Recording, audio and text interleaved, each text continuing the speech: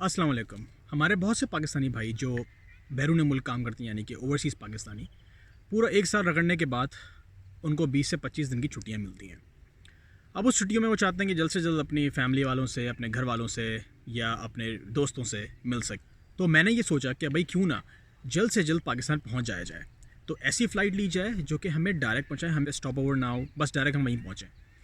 तो भाई एक ही फ़्लाइट खाली मेरे जहन में आई जिनका स्लोगन है आजकल, come die with us, I mean come fly with us. ये आप समझ गए होंगे। अगर आपको याद हो कि 2007 से लेकर के 2016 तक एक बिज़नेस बड़ा कामयाब चल रहा था, अब वो था चिंची का बिज़नेस।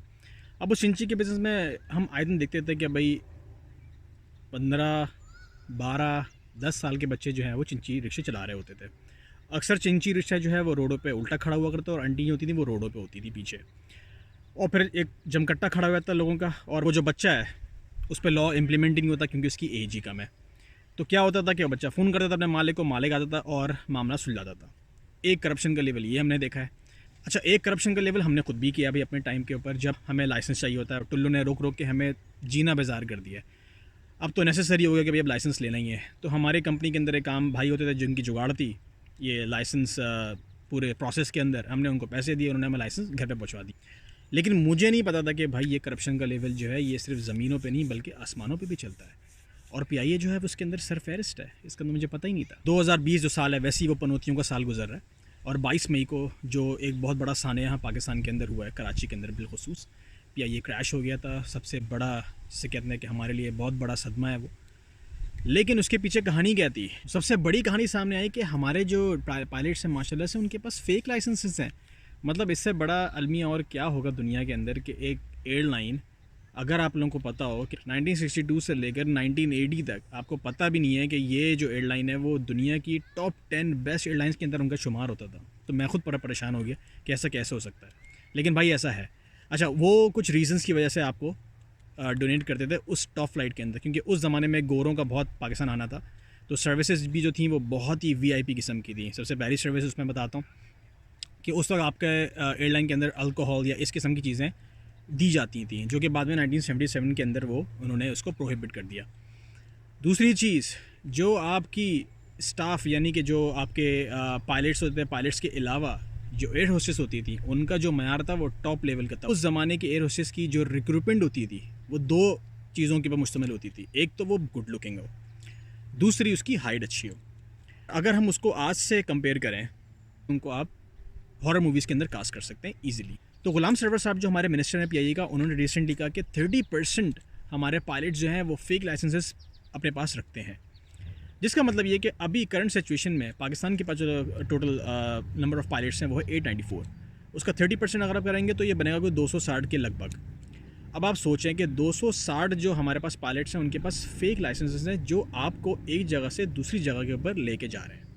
यानी कि ये वो पायलट्स हैं जिनके पास कोई एक्सपर्टीज़ लेवल नहीं है, उनका कोई, जिसे कहते हैं कि फॉर एग्जांपल कोई इमरजेंसी हो जाए, कोई प्रॉब्लम आ जाए जहाज़ के अंदर, कुछ हो जाए, तो उनके पास बहुत ही लिमिटेड नॉलेज उसके लिए होगी कि भाई इसको टैकल किस तरह करना। लेकिन हमारा तो हाल ये कि भाई हमें वो उड़ा रहे हैं जो खुद पता नहीं रातों में कहाँ उड़ा रहे हैं। अच्छा, एक रिपोर्ट तो ये आई है, एक रिपोर्ट लास्ट ईयर आई थी, उसमें भी उन्होंने इंकशाफ किया था कि 140 हमारे जो पायलट्स हैं उनके पास फेक लाइसेंसेस हैं। लेकिन वो रिपोर्ट कहाँ गई, किसके पास गई, लोगों ने रिएक्ट नहीं किया, वो रिपोर्ट दबा दी गई। अगर हम उसी वक्त लोगों को बरतरफ करते या फिर उसकी प्रॉपर कोई कॉन्सिक्वेंसेस डिटरमाइन करते तो शायद हम इस चीज़ से ओवरकम करते हैं। लेकिन अनफॉर्चुनेटली वो लोग जो 22 मई को ट्रैवल कर रहे थे वो इस हादसे का शिकार हुए, और मेरी दिली हमदर्दी है उनकी फ़ैमिली से, उन लोगों से। अल्लाह ताला उनको सब्र दे। तो भाई आखिर ये कब तक चलता रहेगा? कब तक हम इन्हीं हादसों से गुजरते रहेंगे और पीआईए का के सर पे कोई जू ना रेंगेगी? लेकिन इस दफ़ा क्योंकि ये हादसा हुआ है तो बहुत से लोगों ने इस बारे में बोला है, प्रोटेस्ट किया है, बहुत सारा जिसे कहते हैं कि प्रेशर डाला है गवर्नमेंट के ऊपर कि वो कोई एक्शन लें।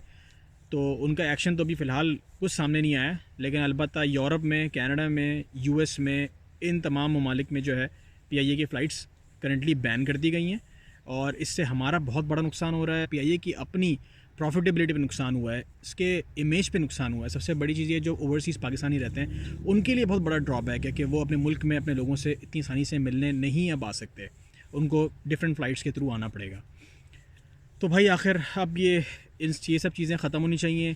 पीआईए को सीरियस होना पड़ेगा अगर कुछ वाकई में करना चाहता है। तो पीआईए को चाहिए कि अपनी इंतज़ामिया को ज़रा स्ट्रॉन्ग करे, रिक्रूटमेंट करे तो वो अपना मेरिट बेसिस के ऊपर हो, हर चीज़ प्रॉपर तरीके से उनके पास चले, प्रोसीजर्स हों, प्रिंसिपल्स हों, जैसे कि टर्किश एयरलाइन और बाकी एयरलाइन भाई जिनको हमने ही बनाया है इन सारी एयरलाइंस को, लेकिन हम आज कहाँ हैं, आज वो लोग किधर हैं भाई। आप यकीन नहीं करेंगे जब हम यहाँ पर देखते हैं ना आसमानों के ऊपर हमारा मुल्क का जहाज़ उड़ा होता है तो हमें बहुत ज़्यादा खुशी होती है जब आप किसी बाहर कंट्री में रह रहे हो तो।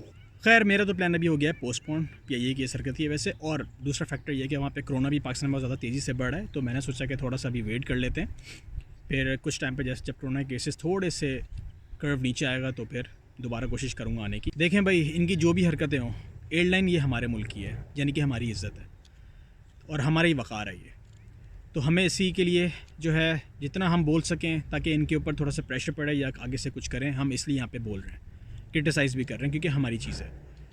तो अल्लाह करे फ्यूचर के अंदर ऐसे हादसात आगे से पेश ना आए और ये इस चीज़ को वाकई में इस दफ़ा सीरियसली लें। तो तब तक के लिए अपना बहुत ज़्यादा ख्याल रखिएगा, खुश रहिएगा और हंसते मुस्कुराते रहिएगा। मेरी तरफ से अल्लाह हाफ़िज़, अस्सलामु अलैकुम।